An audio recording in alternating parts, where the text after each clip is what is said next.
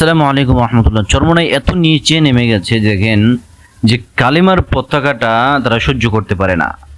অর্থাৎ দেখেন, কয়েকদিন আগে চরমোনাই একটা এই মিছিল গেছে বা সমাবেশ গেছে, সেখানে এই কয়েকজন ছেলে কালিমার কালো পতাকা মাথায় বেঁধে ওই মিছিলে অংশগ্রহণ করেছে।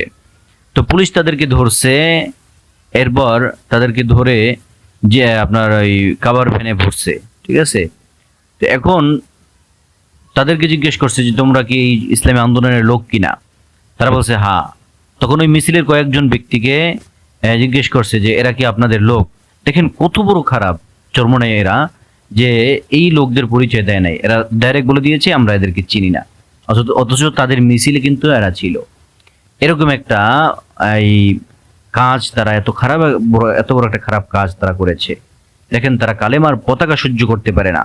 একজন লোক কালেমার পতাকা মিছিলে আসছে, তার পরিচয় দেয় না, কত বড় নিমক হারাম। দেখেন, এই সমস্ত কথা আমাদের অনেক ভাইয়েরা বলতেছে চরমোনাইয়ের নামে। তো এখন কথা হচ্ছে, এই কতগুলো নাদান শায়েখ দেখতেছি, এরা স্বঘোষিত শায়েখ যাদেরকে বলা হয়, এরা দেখতেছি এটা নিয়ে চরমোনাইয়ের বিরুদ্ধে খুব উঠে পড়ে লাগছে যে চরমোনাই কালেমার পতাকা সহ্য করতে পারে না। আরেকজন বলতেছে সে কালেমার পতাকা পড়ছে মানে সে আমার এখন ভাই, অতএব তার পরিচয় কেন আমরা দেব না।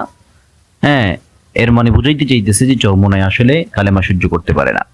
এখন আপনাদের কাছে আমার প্রশ্ন হলো যে বুঝলাম কালেমার পতাকা মাথায় বাঁধলেই যদি আমার ভাই হয়ে যায়, তাহলে কালেমার পতাকা ওই মুনাফিকদের মাথায় তো ছিল নাকি? রাসূল করিম সাল্লাল্লাহু আলাইহি সাল্লামের জামানায় অনেক মুনাফিকরাও তারা কি করছে, ইসলামের বেশ ধরে কিন্তু গোপনে গোপনে বাতিলের বা কাফেরদের হয়ে কাজ করেছে। এখন কালেমার পতাকা পড়লেই সে যে আমার ভাই হয়ে যাবে, এই কথা আপনি কোত্থেকে পেলেন? একজন দুষ্কৃতিকারী, একজন ষড়যন্ত্রকারী, সে কালেমার পতাকা পরে এসে মিছিলের মধ্যে তো খারাপ কাজও করতে পারে, ইসলামপন্থীদের বদনাম করার জন্য। এখন একজন লোককে আমি চিনি না, জানি না, সে কালেমার পতাকা পড়ছে বিধায় সে আমার ভাই হয়ে যাবে, এটা কোথায় পেয়েছেন? সে একটা অঘটন ঘটাইলে সেই দায়ভার কি আপনি নেবেন? যদি ইসলামী আন্দোলনে কেউ তাকে চিনতো তাহলে অন্য কথা ছিল, তখন তারা পরিচয় দিত না আমরা তাকে চিনি।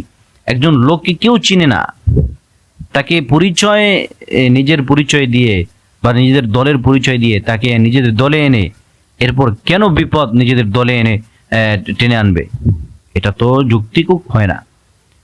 ওই লোকটা আসলেই কি কালেমার পতাকা কি ইসলামের জন্য বাঁধছে, নাকি ভেষ ধরেছে, নাকি কোনো অঘটন ঘটানোর জন্য কালেমার পতাকা বাঁধছে?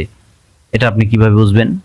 আর যেই লোকগুলোকে ধরছে, এরা দেখলে মনে হয় না যে কোনো ইসলামী আন্দোলনের লোক, এদের দেখলে মনে হয় ছাত্রলীগ বা ছাত্র শিবির। ঠিক আছে, এটা ছাত্র শিবির ছাত্রলীগের বেশ। এখন যদি এটা বিতর্কত আসলেই ছাত্রলীগের পোলাপান হয়ে থাকে, ছাত্রলীগের পোলাপান এই চিন্তা করে যদি এরকম করে আসে যে আমি কালেমার পতাকা পরে এরপর ওখানে একটা অঘটন ঘটাই, তখন আপনি কি বলবেন? তখন আপনার এই যে কচি সাহেব, আপনার জবাব কি হবে? ইসলামী আন্দোলন বাংলাদেশের এই মিছিলে এসে যদি কোনো দুর্ঘটনা ঘটাইতো, তখন এই দায়ভার আপনি নিতেন? আপনি নিতেন না। আর এখন আপনি বলতেছেন যে কালেমার পতাকা আমরা উঠাইতে ভয় পাই না। আপনারা যদি পায়ের নিচে কালেমার পতাকা রাখেন, পায়ের নিচে, তো এই জন্য এই সমস্ত পাগলামি বাদ দেন, এই যে কচি মানসিকতা, এগুলো বাদ দেন। সে যদি সত্যি ইসলামী আন্দোলনের কেউ হতো এই লোকগুলো, তাহলে অবশ্যই ইসলামী আন্দোলন বাংলাদেশের মানুষ এতটা নেমুখারাম হয় নাই যে পরিচয় দেবে না। তাকে কেউ চিনে নাই বিধায় পরিচয় দেয় নাই। সেটা এমনও হতে পারে অন্য কোনো ধর্ম রয়ের এজেন্ট হয়ে সে কালিমার পতাকা পরে আসতে পারে। তখন পরিচয় দিলে লাভ কি হবে? বরং ইসলামের ক্ষতি হবে, ইসলামী আন্দোলনের ক্ষতি হবে, দেশের ক্ষতি হবে।